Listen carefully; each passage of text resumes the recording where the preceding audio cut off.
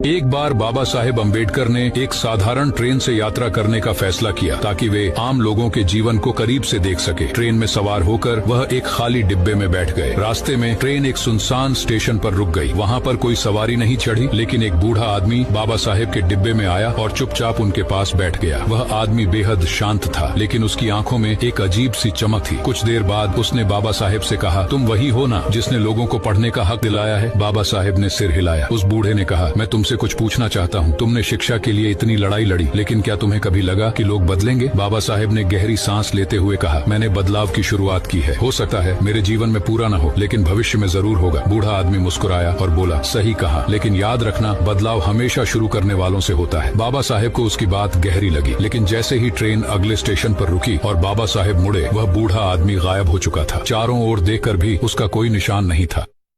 एक बार बाबा साहेब अम्बेडकर ने एक साधारण ट्रेन से यात्रा करने का फैसला किया ताकि वे आम लोगों के जीवन को करीब से देख सके। ट्रेन में सवार होकर वह एक खाली डिब्बे में बैठ गए। रास्ते में ट्रेन एक सुनसान स्टेशन पर रुक गई। वहाँ पर कोई सवारी नहीं चढ़ी, लेकिन एक बूढ़ा आदमी बाबा साहेब के डिब्बे में आया और चुपचाप उनके पास बैठ गया। वह आदमी बेहद शांत था, लेकिन उसकी आंखों में एक अजीब सी चमक थी। कुछ देर बाद उसने बाबा साहेब से कहा, तुम वही हो ना जिसने लोगों को पढ़ने का हक दिलाया है? बाबा साहेब ने सिर हिलाया। उस बूढ़े ने कहा, मैं तुमसे कुछ पूछना चाहता हूँ। तुमने शिक्षा के लिए इतनी लड़ाई